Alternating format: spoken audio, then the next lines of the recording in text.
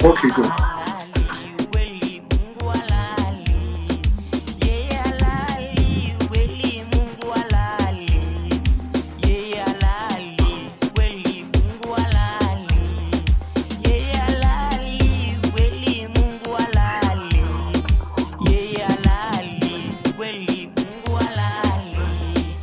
All right, thank you so much, Ola. What do I call you? Do I call you Lemmy or Ola? Huh? In recent times, I've just been going by my name Ola because I'm planning to use Olaoluwa as my full artist name. So, oh, interesting. You heard it here first. So thank you so much, Ola, for agreeing to this interview. This is the first one we're going to be having on Enterprise Africa. And basically, let me just, and then I also welcome Olumide. Olumide is from Nigeria. Olumide, thank you so much for coming on board this afternoon. My pleasure. How is Nigeria? Nigeria is not bad. Nigeria is doing well. Yeah, are you in Lagos? Yeah, I'm in Lagos currently. Oh, okay. The big city. I have to. Lagos. Interesting. So, and obviously I'm in Nairobi with Olaoluwa. It's the cold has gone now, Ola. Or is that cold in Karen? Karen is always freezing, so we have what we call our own microclimate. Interesting. So thank you so much, guys, for coming on board. This is the first interview we're having on the Enterprise Africa, and I want to quickly just say, Enterprise Africa, it's the show for the platform for the Zone Incubation Center. The Zone Incubation Center is a virtual incubation. It's the platform where young enterprising Africans are gathering, and we want to share ideas. We want to see how we can, how is it possible, or how can we possibly have the growing population in Africa to merge up with the growing to match up to a sustainable enterprise population, because we know that if we are able to build enterprise, we will be able to stay economically viable in Africa. So we're encouraging young people to get into enterprise, and we know that by God's grace, we would be able to Africa will stay alive. I mean, reduce unemployment, basically. When we encourage enterprise, we would be able to increase employment and then reduce unemployment. And that's basically the goal. So what we want to be doing with Enterprise Africa is basically where we'll interview a lot of young people that are doing things in Africa, and then we'll also be interviewing people that are mentors that would look up to, people that have been doing enterprise for a long time in Africa, people that are already made, they are doing very well. So we're looking forward to getting to meeting most of these people, and there are a lot of interviews that will be coming up on this show. So thank you so much, Ola, for agreeing for today's interview. I'll be interviewing you alongside Olumide Michael from Lagos, Nigeria. I'm also in Nairobi, but in the other part of Nairobi. Thank you very much for having me. Because we don't have too much time, let me just go straight into the point. Ola, please can you tell us about yourself? All right. My name is Akinyemi. I'm a music producer primarily, but through that I've found myself in the entertainment industry in Kenya. And from that I have also dived into DJing. I host events and I run a record label. So I have my hands in those 4 avenues of the entertainment industry here in Kenya.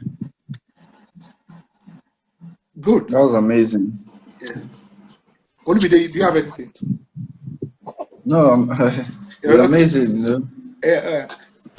I don't know if this. I think I would like to ask for the sake of the people that might be inspired, Olaoluwa, how old are you? I'm 23. Interesting. And I'm going to go into some other details later on. But how did you find yourself in music?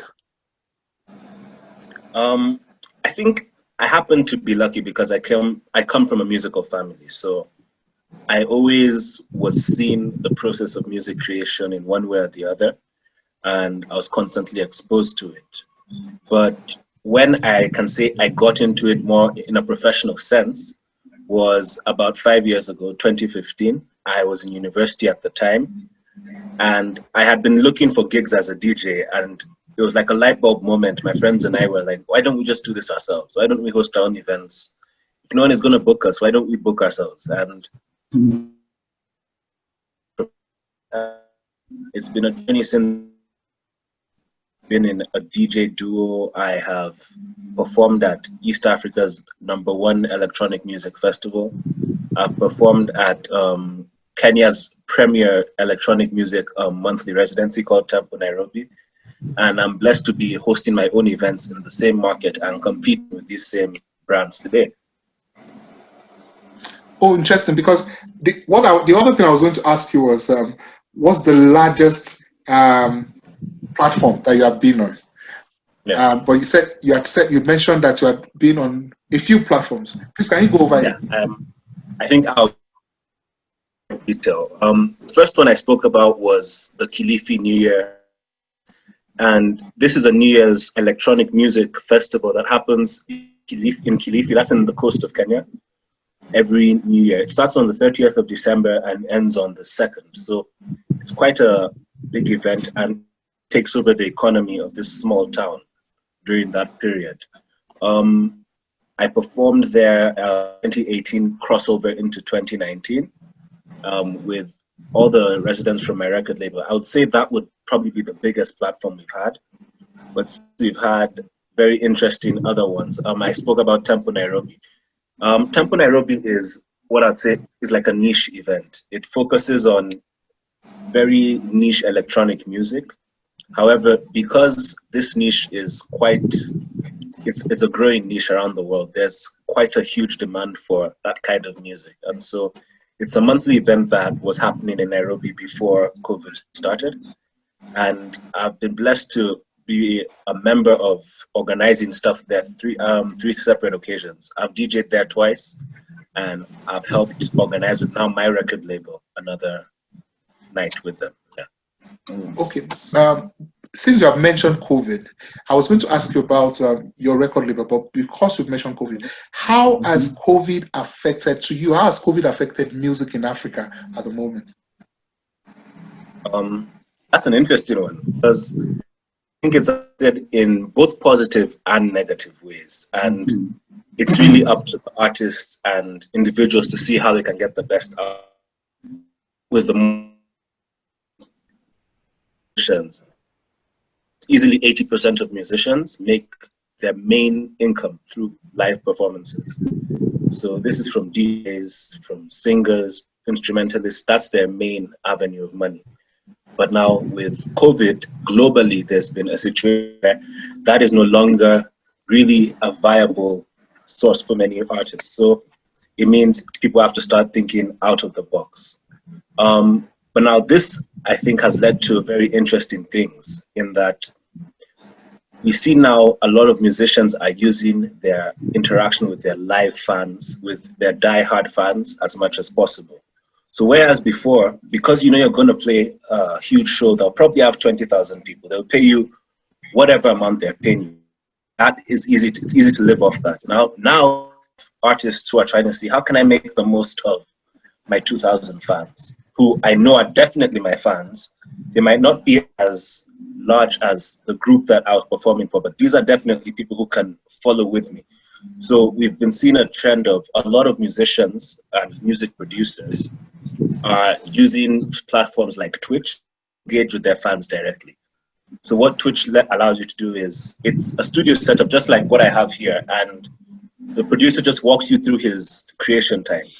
but he's engaging with fans. Now, Twitch charges a subscription $5 per month. So for a producer who's able to have, or any artist at that, who's able to have 1,000 people watching them or paying that subscription, that's $5,000 a month, which for many artists would either beat or even be better than what you would have been getting in a live show situation. So I can say it's brought positives and it's brought negatives. I think another thing that's happened is there's been a huge change in how music is being released, in that frequency is becoming the new currency. Whereas before, you could drop one album every 2 years. People's attention spans are way too short for any musician to survive off this now. So unless you're at the top of the industry, literally a triangle, you're dropping as frequently as possible. So we have a new trend. It was the Spotify CEO actually made this statement a few weeks ago, and it caused a lot of controversy in the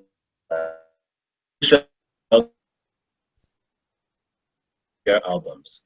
And he's making that statement from a business point of view and how they are increasing on their numbers, and you won't get that much money off just one album. But from the creative point of view, there's now a demand on artists to dig deep into their creativity and release music with a lot of frequency. So we no longer have the excuse of being a perfectionist taking all that time. So yeah, these are just a few of the things that I can say off the top of my head the industry is facing on a global level, especially in Africa. Like, it's really a shift.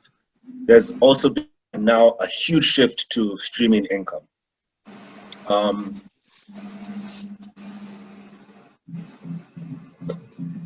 On the average, 1 million. Now, I think people realize that for most artists, you're not going to get 1 million streams. That's just the truth. For most people in the game, they're not going to get 1 million streams every month until they've arrived at a certain level of exposure, at that level where the industry knows them. So it's now giving more to that frequency, the frequency I had spoken about earlier. So people are combating the numbers of trying to get 1 million streams by releasing as much music as possible. So you may not be able to get 1 million streams off one song, but maybe 5 songs of yours will each get 200,000. And so these are the new, I can say, like, target musicians are setting for themselves now. It's appreciating the digital economy and now seeing how to benefit as much as possible from that digital economy. What country in Africa do you think has the highest level of creativity when music is concerned? I think that's a hard one because I am a Nigerian and I'm living in Kenya, so that's already a controversial question. But from my exposure, I would say you can't necessarily pinpoint any singular country because every country in the African entertainment scene is bringing something different to the table. But I would say my top 4, I'll give a top 4. Nigeria, Ghana, South Africa, in no particular order. Because I think each country in their own way, especially in their regions, they're doing specific things to build the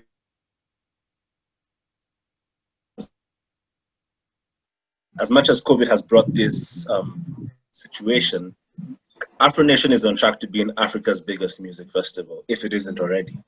And so even if it's thriving mainly in music, we have to do where it's due because that's a platform that's taking African music to the world.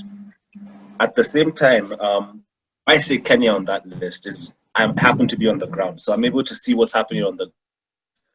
At the moment, there's competitiveness of the Kenyan music industry and how it's competing with the other African countries.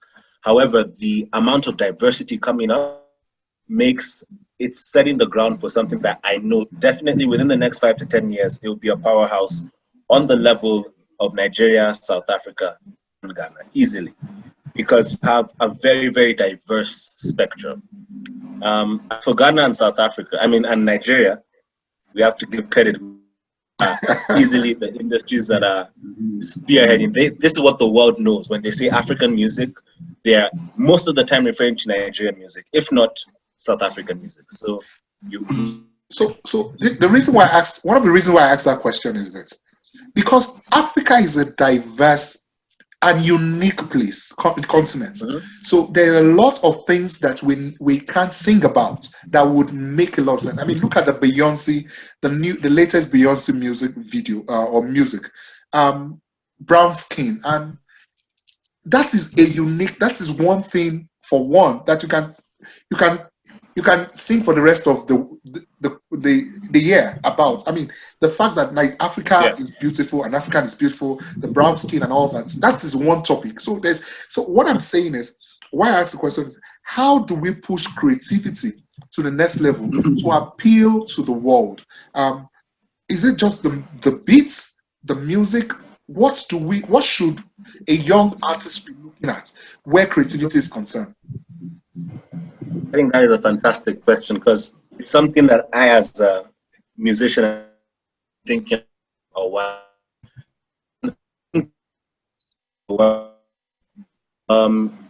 Artistry and if you look at someone like Pablo Picasso along the years of his paintings, you can find how his paintings expressed. You see that there was a demand that he made on himself. There's a famous quote by him that his mom said that if he joined the military, he would have been a general. If he joined the church, he would have been the pope. But he told his mom he chose to be an artist and he became Picasso. So I think when I think about African creativity, the one thing that will take it to the next level on the global terms is a search for originality that lies in artistry. Why I use artistry is because I believe for anyone to truly express their full artistic potential, they need to be looking inwards rather than outwards. Obviously, inspiration from all sources, but you need to look inwards and see how can I express myself best. I think over the 2 years, we've seen African music has come to the limelight. It's the world knows for sure this is the next big thing. But what's happening is that we're only putting out music that is, for lack of a better word, popular music. So from Nigeria and South Africa, every song is mostly about dancing. Every song is really about that. As much as that sells, that hinders true artistic side of the creative industry, because what happens is you have people dancing, but there's nothing that we're truly remembering. So music, art has to tell a story for any side of any creative industry. Once it's telling the story, there's something people to latch onto. And I think as the creative industry in Africa grows and people begin to look more inward towards what stories of ours can we tell, we'll see that change and we'll see that shift whereby we are truly competing at the international level. I think the fact that we've only in recent times we have Burna Boy being nominated for a Grammy, and that's a big deal for us. As much as that's a big deal, it shouldn't be only one of our artists being able to get to that level. But So it what should I means be we need doing to to have push that my emphasis. music? Okay, Come again? So what should I be doing to push my music? What is Burna Boy doing that I'm not doing? I think at every different level, there's a different demand and of you need to do. At his level, can afford to release one album a year and not that many singles because he's built that brand. But to anyone who's thinking before that, what you need to be focusing on is how can I engage my audience at the most personal level? Because the truth is, you need more than just followers. You need fans, and fans are not going to come from just posting every now and then. Fans come from engagement. Fans come from realizing that this is an entity that they want to relate with and they feel that they can relate with. And that happens from giving yourself a presence. If it's through Facebook, if it's through social media, Instagram, Twitter, every artist needs to figure out, okay, this is the avenue I'm going to use as my voice, and this is what I'm going to be saying, because that identity, there are 40,000 songs uploaded to Spotify every single day. Think of that. Every single day, 40,000 new people are putting up music. Now, it's already so easy to get lost in the noise. It's so easy. And so it's important that every artist sees individual, do I see, and try to relate with that person on a very personal level, be it through creating more personal content. The thing is, and I think that's why when I take it back to the conversation we talked about the Nigerian music industry, because African music is pop music and there's no message to it, you have all these people who can say we like African music, but they don't necessarily have artists that they can be a diehard fan for. There's no artist who resonates with them. You see, Beyonce through her feminist empowerment and through her Black Lives empowerment and focus on African culture, she's given herself a voice beyond having a good singing voice, which frankly speaking is not very rare. Talent is not that hard to find anymore. There are thousands, if not millions, of exceptionally talented singers, rappers, music producers. So people buy into the personality at this point in time. And so I think any artist starting off, or this is something I am still doing. I feel like I learn it every day. I get better at it every day. You need to focus on the individuals and how can I create actual fan connections with the people who I want to be listening to my music. Because a true would more that a just follower. Remember I talked about the streaming revenue, how much it takes about 1,000 people, a million streams to make $5,000. Has about 200,000 followers. So you need all your followers to listen to your song 5 times. Now think about another guy who has 5,000 followers, but is selling merchandise from his music for $1. He has less than 1% of streams that this other person with 200,000 followers is getting.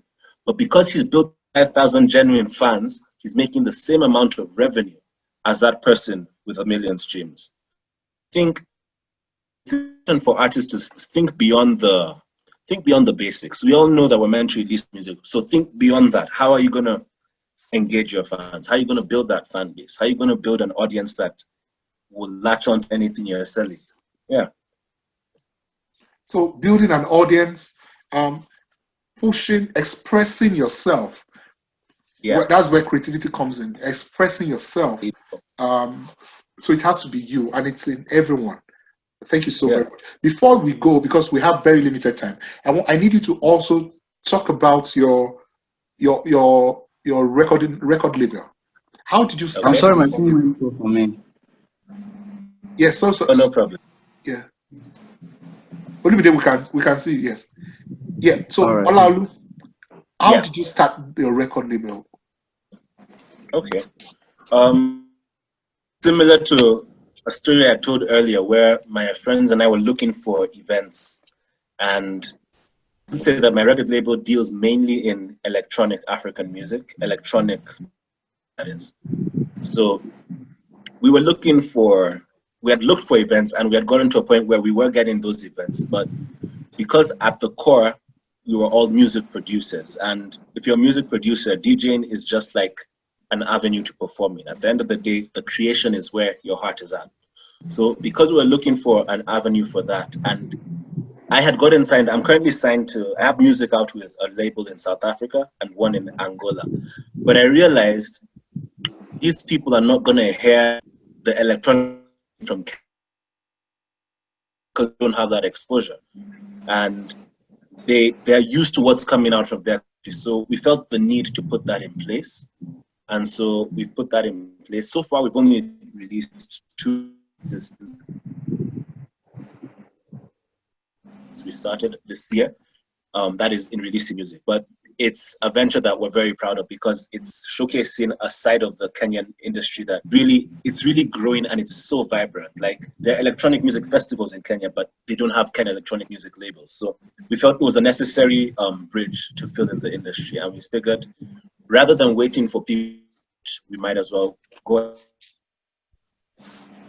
All right, so when you say electronic music, are you talking of digital music? Electronic music, I think it's a blanket term for genres, but I think the easiest way to describe it is Afro house, Afro tech or Afro house. And where we're used to is, whereas most music's vocalist. If you listen to Afro beats, we know Davido, we know Wizkid. In electronic music, the focus is the producer. So South country in Africa that has there's a South African producer called Black Coffee. Black Coffee is biggest producers. You might not have heard of him, but do your check him out. He's easily one of Africa's biggest music acts as a music producer.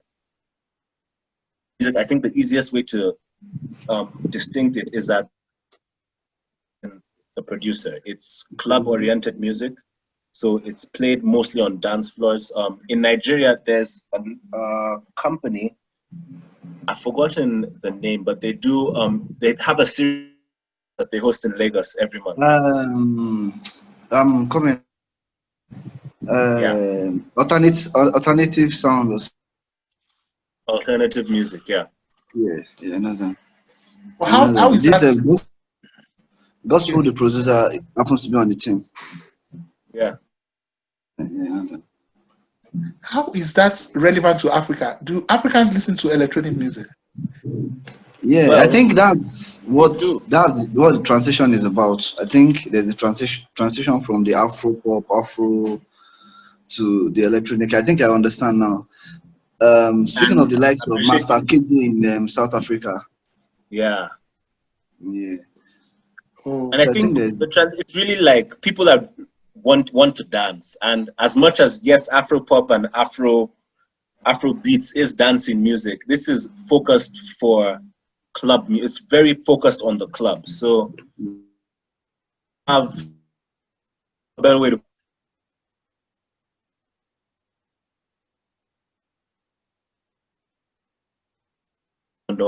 and so they thin. And what tends to happen is the crowd goes there to listen to that type of music. So in Uganda right now, it's been there in South Africa, and with elements, it's also happening in Nigeria. So it's actually something that's all around Africa. It's in Angola, it's in Mozambique. It's something that is slowly people are able to appreciate that there are different types of music. So in this case, you know the taste is different. People are looking not fancy vocalist who's going to sing with harmony. They're looking for a heavy drum kit. They're looking for a crazy bass line. And so I think that just goes to show how the African's palette is growing and evolving. So that's industry we should probably pay attention to, because Africans are listening to a lot more types of music. You can't just say, I listen to Afrobeat, because that's such a huge blank.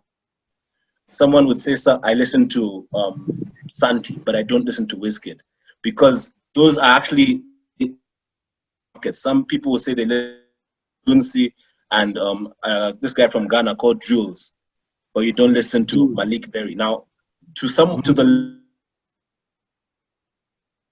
actually, they focus, they're different. Someone like Adekunle Gold, in the same bracket as Wizkid or Davido.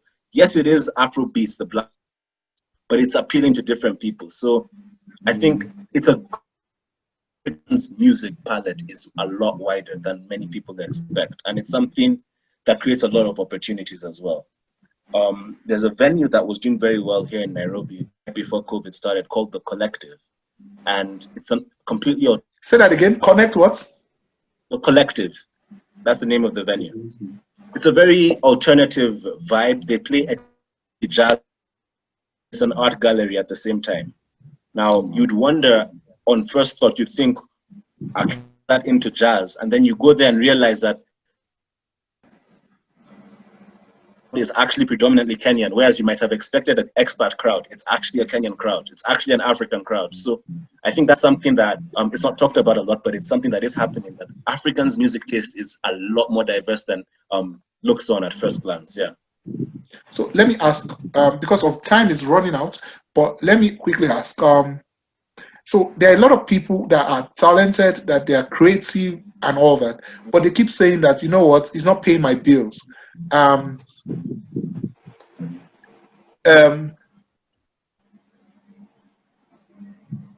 Okay, yeah. So they want, it's not paying my bills and all that. So what do you say to that? How do you merge creativity and moolah? Are you supposed to consider money, or, I mean, because I've had a lot of young people who are talented and I have that issue. So I need to go and hustle before I come to this music. I think it's something that applies differently to different people. because then again, your situation will dictate what you're able to do and what you're not able to do. For some people, they're in a situation where they're able to fully dedicate their time to their music and wait for it to build while they wait to make money. So they have other ways to make money. And then for some people, they don't have that luxury. Now, for the person, I believe, who doesn't have that luxury, I think for that person, the most important thing to do is to look at what your skill set is and see how you can take it to the next level. Because, and I say this because I believe that hard work is talent any day. And ever so often, we have very talented musicians, very talented creatives who feel that they're moving in the music industry or in their respective fields. That being said, they're mainly banking on their talent to make that progress. They're not seeing how can I put in work. For example, I talked about how one needs to set themselves aside online and build that brand. Now, the truth is, when someone in the creative industry works hard enough on that, the money tends to follow very seamlessly. Because when a brand sees how active you are and when they see how much you're able to get engagement from an audience, it really follows so naturally that sometimes you wonder, how did this happen? And this, I believe, cuts across. If you're in the creative scenes, it cuts across. For me, I do music production. For a long time, I was just making my music, no one was hearing it, and I felt that it's impossible to make money from this thing. But in the past couple of years, taking a step back to see, without the talent, if I did not have the talent, how can I work hard to achieve A, B, and C? Because I think ever so often we have creatives who are so dependent on their talent, they forget that they need to work hard as well.